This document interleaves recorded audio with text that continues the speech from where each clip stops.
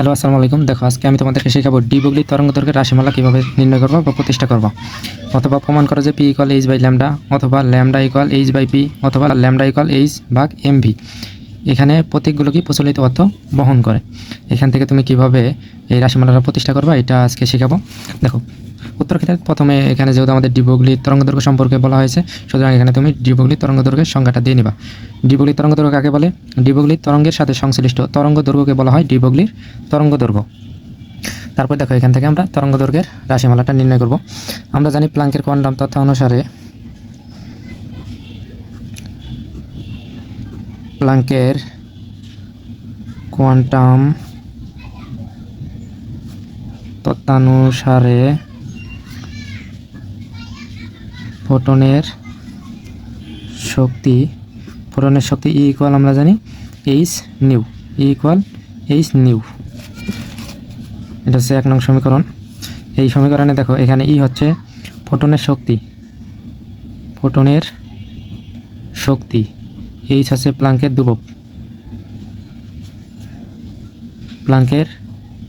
ধ্রুবক, B new হচ্ছে ফোটনের কম্পাঙ্ক, নিউ হচ্ছে ফোটনের কম্পাঙ্ক।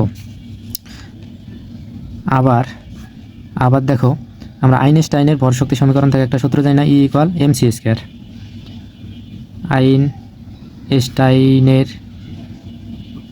আইনস্টাইনের ভরশক্তি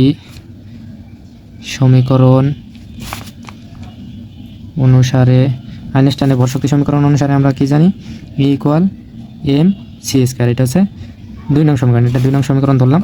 এখানে এম হচ্ছে ফোটনের ভর, এম হচ্ছে ফোটনের ভর, আর সি হচ্ছে আলোর বেগ।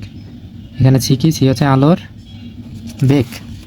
এখন দেখো, আমরা 2টা সমীকরণ পাইছি। এখানে 1 নং সমীকরণে পাইছি প্লাঙ্কের কোয়ান্টাম তত্ত্ব অনুসারে ফোটনের শক্তি ইকুয়াল এইচ নিউ, আর আইনস্টাইনের ভরশক্তি সমীকরণ থেকে আমরা কি পাইছি? Equal M C square. এই 2টা সমীকরণ আমরা পাইছি। এখন দেখো, 1 ও 2 নং সমীকরণ হতে পাই, 1 ও 2 নং সমীকরণ হতে আমরা কি পাই?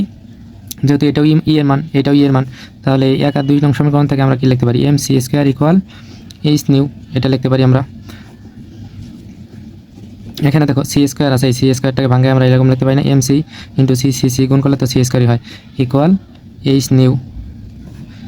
এখান থেকে দেখো, এম সিকে আমরা এক পাশে রাখি, আর এই পাশ থেকে একটা সিকে নিয়ে ওই পাশে আমরা ভাগ করে দিই। তাহলে আমরা কি পাবো? এইচ নিউ ভাগ হচ্ছে সি।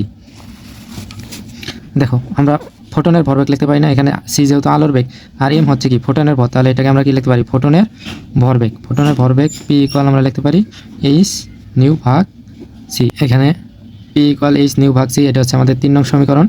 দেখো, যেখানে পিটা হচ্ছে কি ফোটনের ভরবেগ।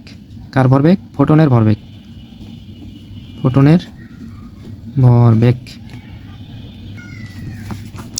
দেখো, আবার আমরা জানি সি ইকুয়াল নিউ ল্যামডা। এসএসসিতে আমরা একটা সূত্র শিখছিলাম না, সি ইকুয়াল এফ ল্যামডা। এখানে এফটা কি আমাদের? এফটা হচ্ছে কম্পাঙ্ক। এফটা কি ছিল? কম্পাঙ্ক। সেমভাবে এখানে সি ইকুয়াল আমরা নিউ ল্যামডা লিখছি, এখানে নিউটা হচ্ছে আমাদের কি? নিউটা হচ্ছে কম্পাঙ্ক। অতএব এখান থেকে আমরা লিখতে পারি নিউ ইকুয়াল কি? C by lambda. Nu equal C by lambda, যেখানে ল্যামডা হচ্ছে ডি ব্রগলির তরঙ্গ দৈর্ঘ্য। ল্যামডাটা কার তরঙ্গ দৈর্ঘ্য?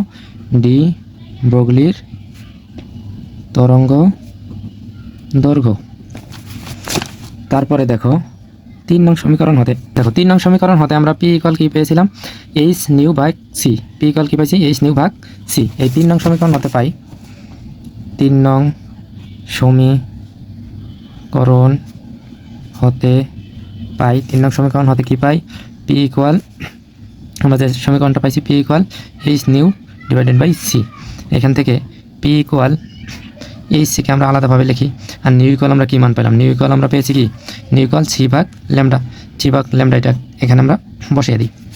এখানে বসাই দিলে দেখো, সি কাটা যায়, সি কাটা গেলে এখানে থাকে পি ইকুয়াল এইচ ভাগ ল্যামডা। দেখো, আমাদের একটা সমীকরণ প্রতিপাদন হয়ে গেছে। আমাদের এখানে পি ইকুয়াল এইচ ভাগ ল্যামডা, এই সমীকরণটা প্রতিপাদন হয়ে গেছে। এখন আমাদের এখানে ল্যামডা হচ্ছে কি? তরঙ্গ দৈর্ঘ্য। ল্যামডা হচ্ছে তরঙ্গ দৈর্ঘ্য, এখান থেকে যদি আমরা ডি বগলি তরঙ্গ দৈর্ঘ্যের সমীকরণ বের করতে চাই তাহলে ল্যামডাটাকে এই পাশে নিয়ে আসো আর পিটাকে এই পাশে নিয়ে যাও, এইচ ভাগ পি। দেখো ল্যামডা এই পাশে ভাগ আকারে ছিল, এই পাশে আসলে কী হয়ে যাবে, গুণ হবে। আর পিটা এই পাশে উপরের সংখ্যা ছিল, পি এর নিচে মনে মনে আছে, তাহলে পিটা এই পাশে যায় কী হয়ে যাবে, ভাগ। এটা আমাদের একটা সমীকরণ। আমাদের এটাও প্রমাণ চাইতে পারে, আবার এটাও প্রমাণ চাইতে পারে।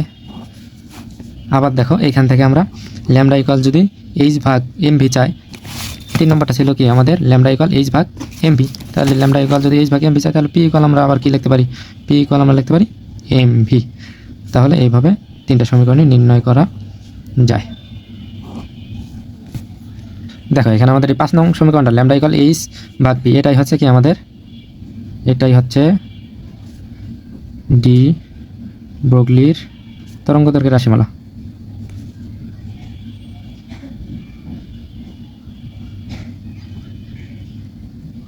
এই 5 নং সমীকরণ ল্যামডা ইকুয়াল এইচ ভাগ পি, এটাই হচ্ছে আমাদের ডি ব্রগলি তরঙ্গ দৈর্ঘ্যের রাশিমালা।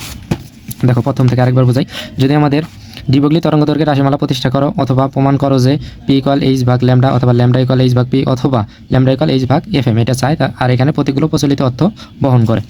এখন দেখো এখানে যেহেতু ডি ব্রগলি তরঙ্গ দৈর্ঘ্যের কথা বলছে, প্রথমে আমরা কী করবো, ডি ব্রগলি তরঙ্গ দৈর্ঘ্যের সংখ্যাটা দিয়ে নেব। ডি ব্রগলি তরঙ্গের সাথে সংশ্লিষ্ট তরঙ্গ দৈর্ঘ্যকে বলা হয় কি, ডি ব্রগলির তরঙ্গ দৈর্ঘ্য। তারপরে দেখো আমরা প্ল্যাঙ্কের কোয়ান্টাম তত্ত্ব অনুসারে ফোটনের শক্তি ই ইকুয়াল কি পাই, এইচ নিউ। প্ল্যাঙ্কের কোয়ান্টাম তত্ত্ব অনুসারে ফোটনের শক্তি ই ইকুয়াল এইচ নিউ। এখানে ই হচ্ছে ফোটনের শক্তি, এইচ হচ্ছে প্ল্যাঙ্কের ধ্রুবক, আর নিউ হচ্ছে কি, এটা হচ্ছে নিউ হচ্ছে ফোটনের কম্পাঙ্ক। আবার আইনস্টাইনের ভর শক্তি সমীকরণ অনুসারে আমরা জানি E equal M C square. এখানে এম হচ্ছে ফোটনের ভর, সি হচ্ছে আলোর বেগ। এখন দেখো এখানে আমরা 2টা সমীকরণ পাইছি, ই ইকুয়াল এইচ নিউ আর E equal M C square. 1 আর 2 নং সমীকরণ থেকে এটাও আমাদের ই এর মান ই ইকুয়াল এইচ নিউ, এখানে ই এর মান এইচ নিউ, এখানে E equal M C square, এর মান হচ্ছে এম সি স্কোয়ার। তাহলে আমরা লিখতে পারি 1 আর 2 নং সমীকরণ হতে M C square equal H nu. এখানে দেখো আমরা সি স্কোয়ারটাকে ভাঙা এম সি ইন্টু সি লিখতে পারি, এই পাশে এইচ নিউ আছে, এখানে এম সিটাকে আলাদা রেখে সিটা এই পাশে গুণ আকারে ছিল, এই পাশে নিয়ে কী করেছি, ভাগ করে দিছি। তাহলে এখানে দেখো এম সি, সি যেহেতু আলো বেগ, এম হচ্ছে ফোটনের ভর, তাহলে এখান থেকে এটাকে আমরা লিখতে পারি ফোটনের ভর বেগ। এম সি ইকুয়াল লিখতে পারি কি, P equal H nu by C. এটা হচ্ছে আমাদের 3 নং সমীকরণ। তারপরে আমরা জানি ইন্টারমিডিয়েট একটা সূত্র পড়ছি আমরা, C equal F lambda. F যেহেতু এখানে কম্পাঙ্ক, ওই সূত্র থেকে আমরা জানি সি ইকুয়াল নিউ ল্যামডা লিখতে পারি। নিউ হচ্ছে কি এখানে আমাদের কম্পাঙ্ক, নিউটা হচ্ছে আমাদের এখানে কম্পাঙ্ক। নিউটা কি কম্পাঙ্ক, কার কম্পাঙ্ক, ফোটনের কম্পাঙ্ক। তাহলে নিউটাকে আমরা এক পাশে রেখে ল্যামডা যদি দেখো ল্যামডাটাকে এই পাশ থেকে এই পাশে নিয়ে আসি তাহলে কি হয়ে যাবে, ভাগ হয়ে যাবে। তাহলে নিউ ইকুয়াল আমরা সি ভাগ ল্যামডা লিখতে পারি। এখানে ল্যামডা হচ্ছে ডি ব্রগলির তরঙ্গ দৈর্ঘ্য। 3 নং সমীকরণ হতে পাই, দেখো আমরা 3 নং সমীকরণ হতে কী পাইছিলাম, পি ইকুয়াল এইচ নিউ ভাগ হচ্ছে সি। 3 নং সমীকরণ হতে আমরা কাছে পি ইকুয়াল এইচ নিউ ভাগ সি। এখানে দেখো এইচ আর সিটাকে আলাদা রাখলাম, নিউ এর মান আমরা কত পাইছি, সি ভাগ ল্যামডা। নিউ এর মান আমরা কত পাইছি, সি ভাগ ল্যামডা। তাহলে নিউ এর জায়গায় আমরা সি ভাগ ল্যামডা এটা বসাই দিলাম, সি কাটা যায়, তাহলে পি ইকুয়াল কত থাকে, এইচ ভাগ ল্যামডা। এটা একটা সমীকরণ আমরা পাইলাম। যদি আমাদের পি ইকুয়াল এইচ ভাগ ল্যামডা চাই তাহলে এটা হবে আমাদের অ্যান্সার। আবার যদি ল্যামডা যেহেতু ডি ব্রগলি তরঙ্গ দৈর্ঘ্যের রাশিমালা যদি বলে তাহলে ল্যামডা ইকুয়াল আমরা কি লিখতে পারি, এইচ ভাগ পি। দেখো ল্যামডাটাকে এই পাশে নিয়ে গেলে ল্যামডাটা উপরে হবে আর পিটা এসে এই পাশে ভাগ হয়ে যাবে, তাহলে ল্যামডা ইকুয়াল এইচ ভাগ পি। এটা হচ্ছে ডি ব্রগলি তরঙ্গ দৈর্ঘ্যের রাশিমালা। আবার যদি আমাদের ল্যামডা ইকুয়াল এইচ ভাগ এম ভি চাই তাহলে এখানে পি এর জায়গায় জাস্ট এম ভি বসা দিবা, শেষ। ঠিক আছে, আজকের ক্লাসে এতটুকুই, দেখা হবে নেক্সট কোনো ক্লাসে ইনশাল্লাহ।